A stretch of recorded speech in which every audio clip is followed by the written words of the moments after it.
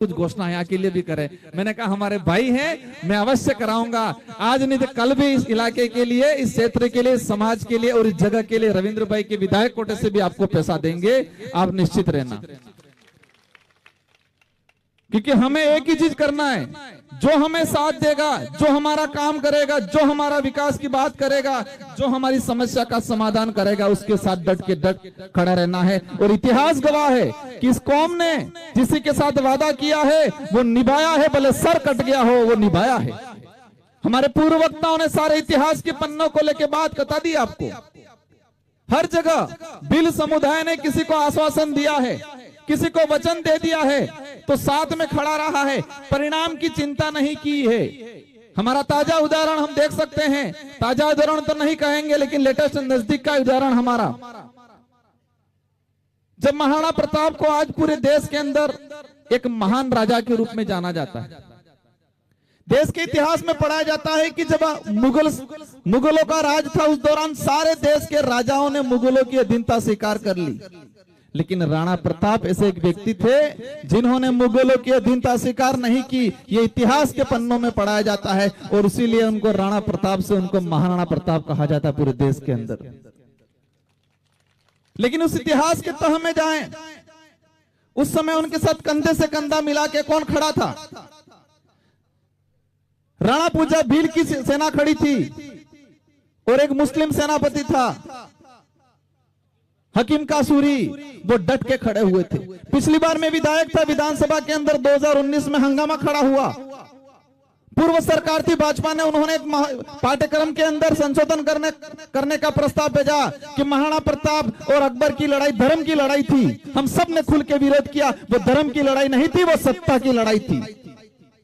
क्योंकि महाराणा प्रताप के साथ भील खड़ा था, मुसलमान भी था और अकबर की तरफ से मान सिंह था, तो धर्म की लड़ाई नहीं हो सकती है। इसलिए कई बार हम पे आरोप लग जाते हैं कि राजकुमार तो धर्म विरोधी है। धर्म प्यार, स्नेह, सच्चाई स्वीकारता है, धर्म झूठ नहीं सिखाता है। उस समय हमने आश्वासन दिया था, जब महाराणा प्रताप जंगलों में आए, आदिवासी समुदाय ने स्वीकार किया, उनको कहा आप हमारे राजा हो, हम आपके कंधे से कंधा मिला के लड़ेंगे, हम सर कटाएंगे। और उस समय उनके भाई थे शक्ति सिंह और जगमाल। शक्ति सिंह जी ने कहा भीलों को, कई लोगों को, कि अपनी जान ही नहीं रहेगी तो राज रह के क्या मतलब रहेगा। तो उस समय भीलों ने कहा शक्ति सिंह जी को कि हम जान की परवाह नहीं करते, हम जबान की परवाह करते हैं, क्योंकि हमने महाराणा प्रताप को जबान दिया है। वो शक्ति सिंह और जगमाल दोनों चले गए मान सिंह जी के पास, लेकिन राणा पूजा भील की हाकिम खां सूरी की सेना कहीं नहीं गई और डट के रही। और आज पूरे देश के इतिहास के पन्नों में पढ़ाया जाता है कि राणा प्रताप एक ऐसे व्यक्ति जो मुगलों से नहीं डरे। ये पहले से संबंध बनाया है। हमें धर्मों में, जातियों में, हमें किसी भी जाति, किसी भी धर्म का कोई विरोध नहीं है, लेकिन कोई धर्म ये सिखाए ये नीच है, ये छूत है, ये नीचा है, ये अछूत है, ये ऊंच है। कोई धर्म ये सिखाए कि महिलाओं के साथ अन्याय होना चाहिए, कोई धर्म ये सिखाए कि आदिवासी दलित के साथ अन्याय होना चाहिए, उस धर्म को हमें स्वीकार नहीं करना है। आज देश के अंदर जो माहौल बना हुआ है, देश में बेरोजगारी की बात नहीं हो रही है, देश में शिक्षा की बात नहीं हो रही है, देश के अंदर भुखमरी की बात नहीं हो रही है, देश के अंदर हमारे जो संसाधन खत्म हो रहे हैं उसकी बात नहीं हो रही है, देश कर्जे में डूबा जा रहा है उसकी बात नहीं हो रही। जब भी बेरोजगारी की बात होती है, शिक्षा की बात होती है, भुखमरी की बात होती है, ये लोग धर्म पे लाके खड़ा कर देते हैं और धर्म में विवाद खड़ा करने का काम कर देंगे। मुझे आज भी पता है, मैं आज यहाँ बोल रहा हूँ, हमारे पूर्व वक्ताओं ने भी बोला, हमने अच्छी अच्छी बातें कही, लेकिन कुछ मीडिया के लोग ऐसे लाके रख देंगे, धर्म का छोटा सा इशू पकड़ के माहौल बनाने की कोशिश करेंगे। हम किसी का विरोध नहीं करते, लेकिन हम, हमारी आइडेंटिटी है, हमारी पहचान है, उसको बचाए रखना हमारी जिम्मेदारी है। और उस जिम्मेदारी के लिए संविधान भी हमको प्रोटेक्ट करता है, ये हम हमारा फर्ज है और हम बखूबी इस लाइन को लड़ेंगे, इस लड़ाई को लड़ेंगे। साथियों, आज जो स्थिति बनी हुई है देश के अंदर,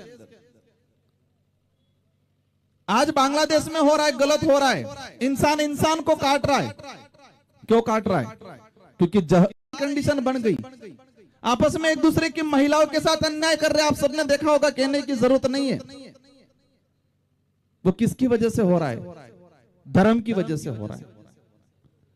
देश में वर्तमान एक ही माहौल बना हुआ है, जो एसटी, एससी, ओबीसी या दलित या जो भाईचारे से रहने वाला समाज है उसको आपस में लड़ाओ। और वर्तमान में एक बहुत बड़ा मामला हुआ, उस मामले में हमारे आदिवासी भाई भी आपस में लड़ना शुरू कर दिया, थोड़ा वैचारिक रूप से। हुआ कि नहीं हुआ? अभी सुप्रीम कोर्ट का जजमेंट आया, मैंने भी ट्वीट किया और मैंने विरोध किया कि ये सुप्रीम कोर्ट का जजमेंट, ये सुप्रीम कोर्ट का जजमेंट फुट डालो राज करो नीति वाला जजमेंट है।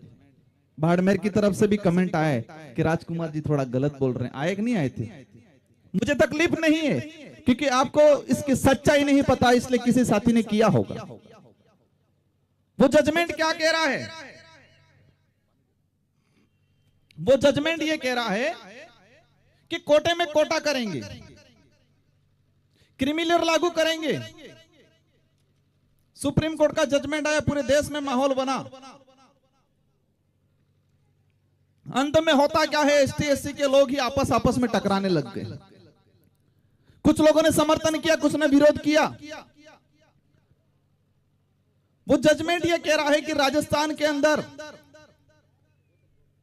उपजातियों में विभाजन हो जाए, भील अलग हो जाए, गरासिया अलग हो जाए, संथाल अलग हो जाए, सहरिया अलग हो जाए, मीणा अलग हो जाए, डामोर अलग हो जाए।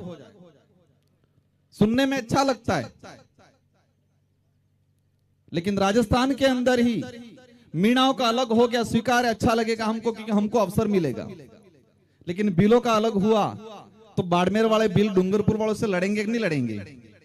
क्या डूंगरपुर वालों की कंपटीशन बाड़मेर वाले कर पाएंगे पढ़ाई के मामले में? ये कभी पॉसिबल नहीं है और ये लोग करेंगे भी नहीं। लेकिन आपस में देश लेवल पे जो एकता बन रही है हमारी, उस एकता को तोड़ने का काम कर रहे हैं ये लोग।